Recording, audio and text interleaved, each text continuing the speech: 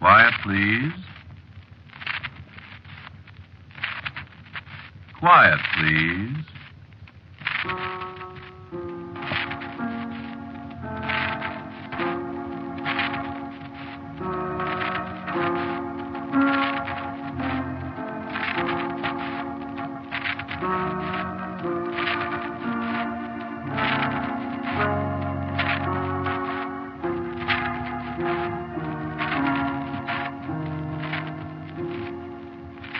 The Mutual Broadcasting System presents Quiet, Please, which is written and directed by Wyllis Cooper and which features Ernest Chappell. Quiet, Please for tonight is called The Room Where the Ghosts Live.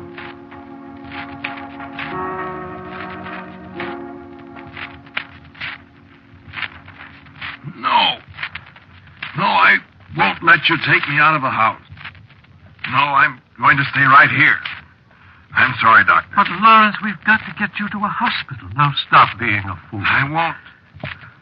I'm going to die anyway, and I don't want to die in an ambulance somewhere out on an icy road between here and town. I'm sorry, that's final. I can't do anything for you here, Lawrence. Maybe I don't want you to do anything for me, Doctor. I'm going to call the ambulance. How? By telephone, of course. The telephone isn't working. Oh, that's right, I forgot. That's funny, isn't it? What? What a couple of days of snow can do. No lights, no heat, no water. Just like the days when they lived here. When who lived here? The ghosts. Open your mouth. What for? Thermometer. I'm not raving, Doctor. Well, let's see anyway. Feel any pain? Sure. Worse than it was? Little. A little morphia won't hurt. It's a good thing I decided to stop in for a cup of coffee. You might have died here all by yourself. I'm going to die anyway. Not if I can help it.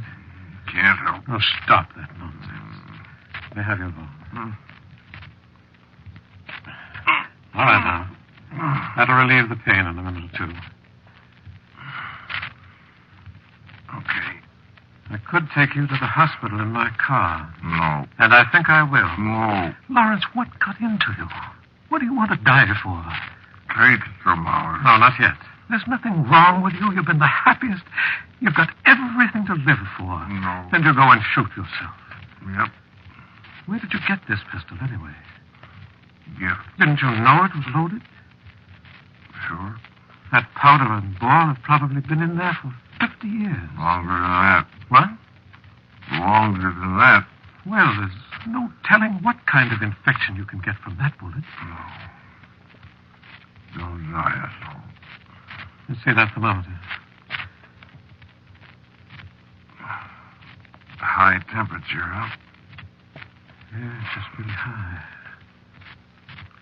I guess you're not going to the hospital after all, Lawrence. I told you that, Doctor. I couldn't move you with that higher temperature. That's fine. But I told you I wasn't going to be moved anyway. So you see, Who gave you this pistol? a British colonel. What British colonel? His name's on the lock plate. Lieutenant Colonel Robert Charles Graves, 17th Regiment of Foot, 1774. Ancestor of the fellow that gave it to you? No. He gave it to me himself. Yesterday. Lawrence, how could he? He's one of the ghosts. I see. No, you don't. I'm not delirious, Doctor. He really is. No, just relax, Lawrence. Of course. I'm going to die anyway. Isn't that so? I'm afraid it is. Good. Lawrence, What? why did you do it? Well, I'm not sure whether I did it on purpose or not. I wanted to, but maybe it was an accident. Or maybe what? Maybe one of the ghosts. No, I don't think so. I guess it was an accident. I'm glad, though. But why? Well, on account of Melanie. Melanie? Melanie who? Who's Melanie? Melanie is a girl who lived here 170 years ago. What? And who still lives here.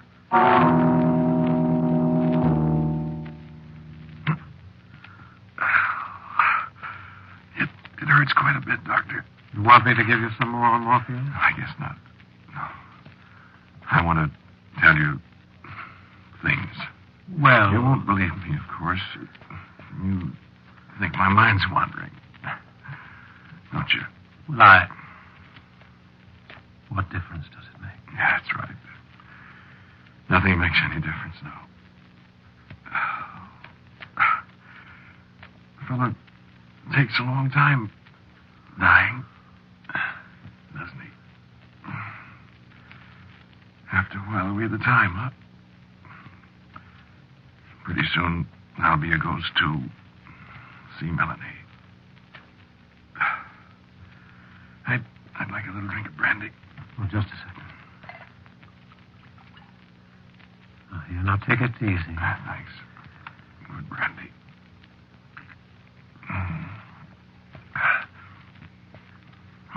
Wish I could take some along. It's good. I wish I could do something for you, Lawrence. Nothing snowed in, aren't we? Sure. I mustn't leave. I couldn't come back, you know. I have to stay here. I don't understand that. I have to stay here, I said. My house.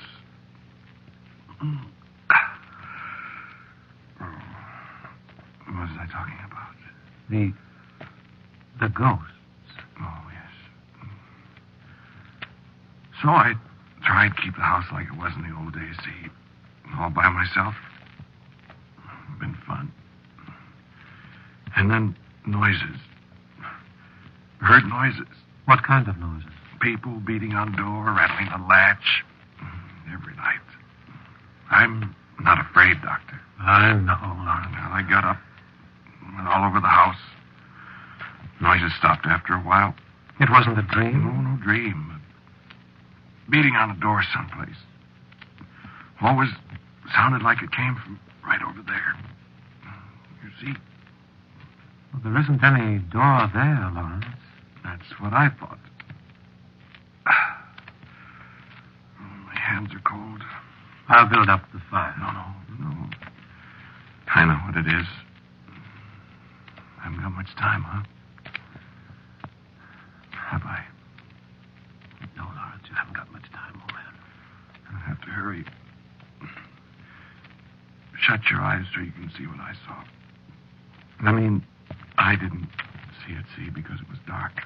So, when you shut your eyes, you feel the way I felt. Huh? All right, Lawrence. I walked all over the house, lights on.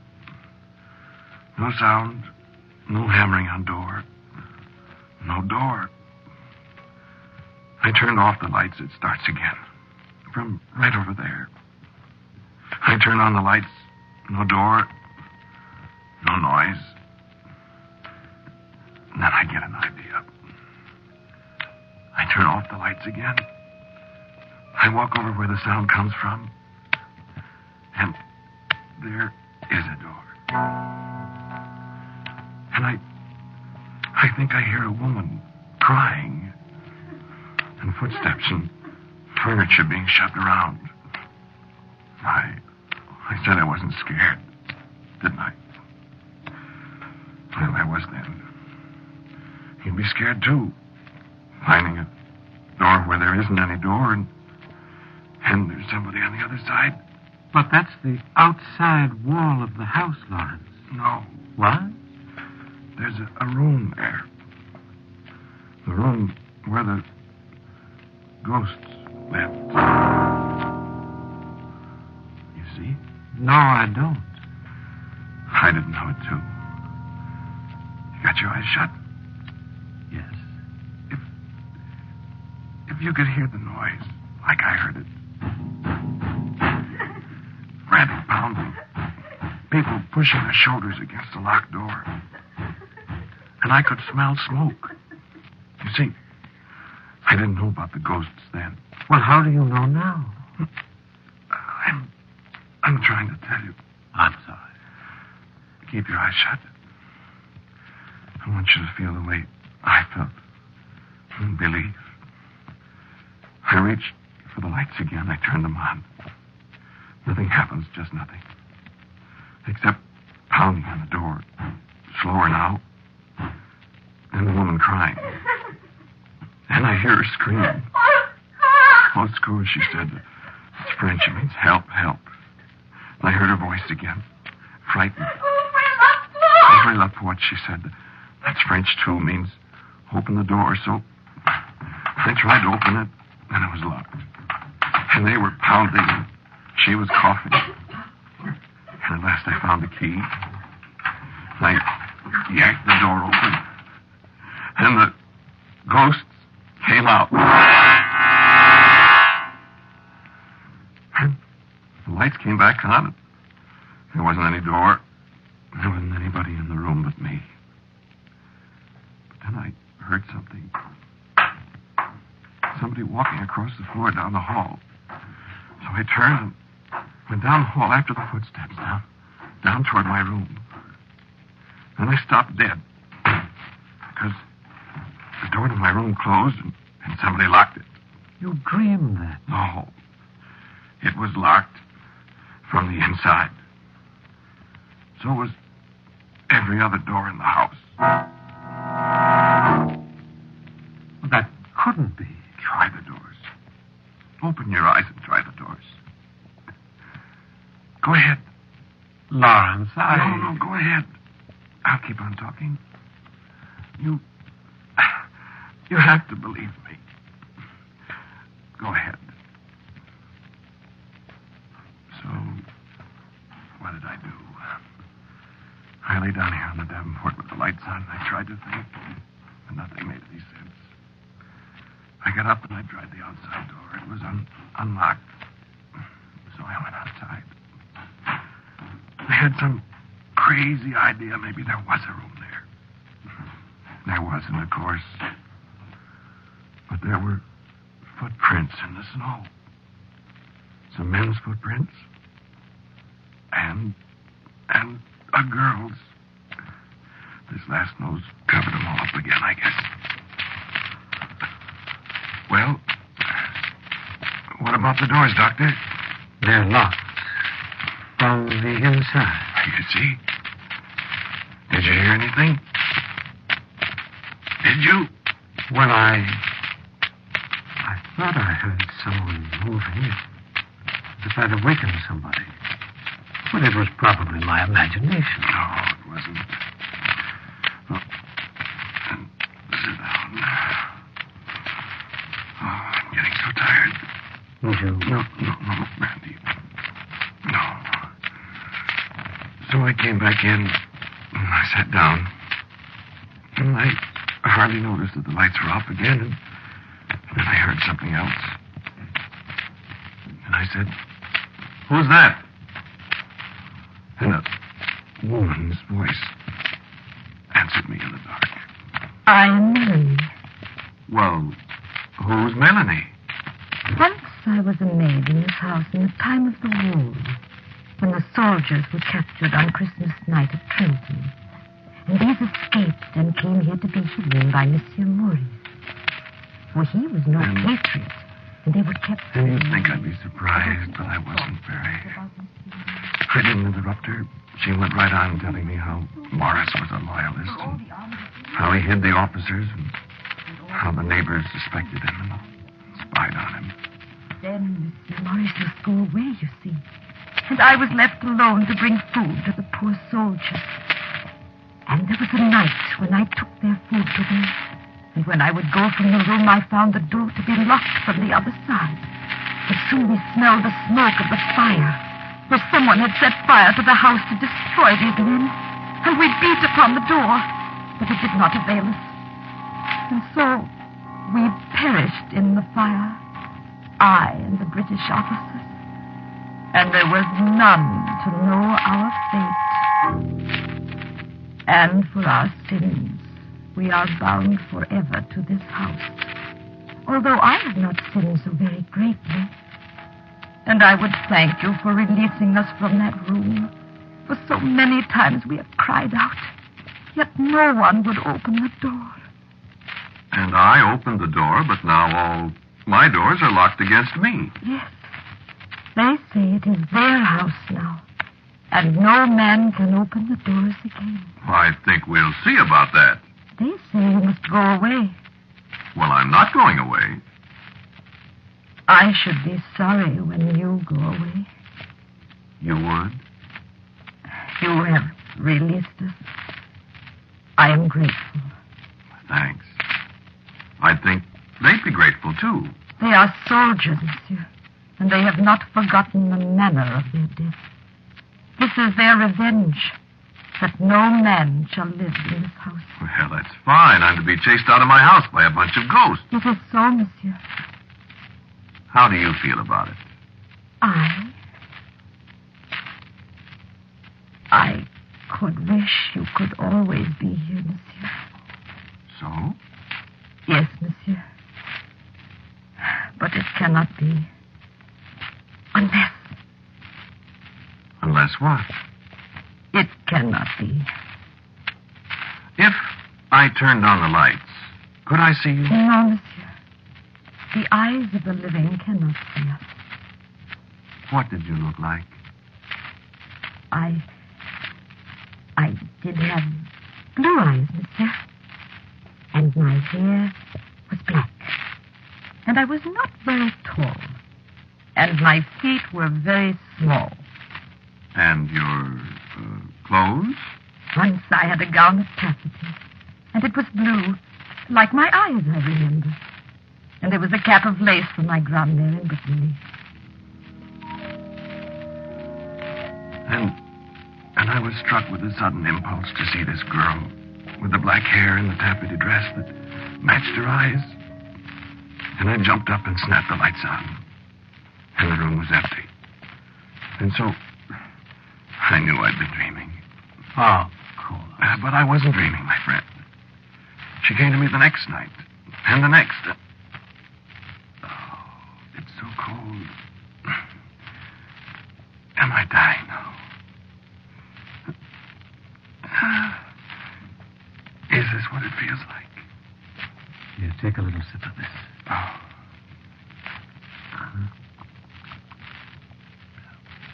Better? How much longer? Well, see, friend, I found myself in love with a ghost. Yes, Melanie. And she loves me, Doctor. And we talked about it so much. There must be a way out. But there couldn't be a way out. And the others kept telling her I must go on, and I asked her to go to them. I'm sorry. Go to them and beg them to let me stay. It was the only way.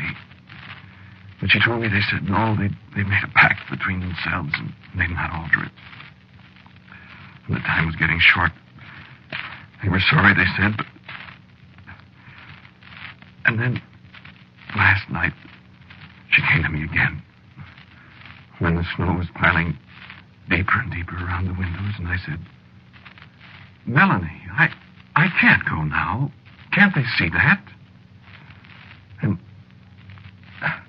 she said... I have spoken again with the colonel. And what did he say?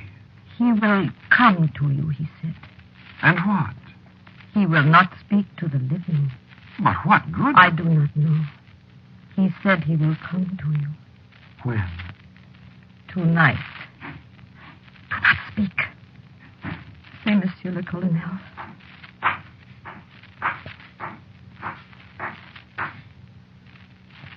I have the honor to present Monsieur the Lieutenant Colonel Robert Charles graves of His Majesty's 17th Regiment of Foot. Monsieur the Colonel wishes me to present his compliments to you and to say to you that he has taken counsel with his fellow officers. No, do not speak. Monsieur le Colonel wishes me also to say that he and his fellow officers have come to a decision in the matter of yourself. They honor you for your devotion to me, and they beg leave to supply you with the means of assuring you permanent residence in this house. Monsieur the Colonel begs you to accept as a token of his esteem this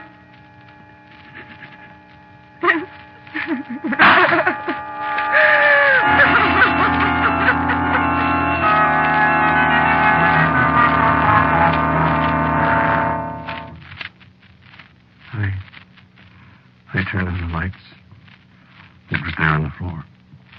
Flintlock pistol, loaded good issue black flint. Personal gift from Robert Charles Graves, 17th Foot. Well, I thought a long time. Turned off the lights. Called her. No answer. Talked to her. Told her I loved her. Wasn't brave enough to. Said I loved her. Couldn't do it. Tried. No, I didn't do it. No, I didn't. Long toward morning, heard footsteps again. Boots, sword, spurs clicking. Knew who it was. Said, "Hello, Colonel." Said, "Colonel, thanks, only haven't got courage enough." "Always love her, Colonel," I said. Said, "Here's your pistol." I'm a coward. Oh. Drink, please.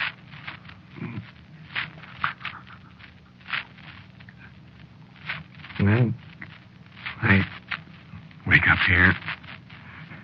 Daylight. See? If Colonel Graves, good enough fellow, show me way out. Good enough fellow, pull trigger for me. Hello. Melanie, in your blue taffety dress, and your blue eyes, and your black.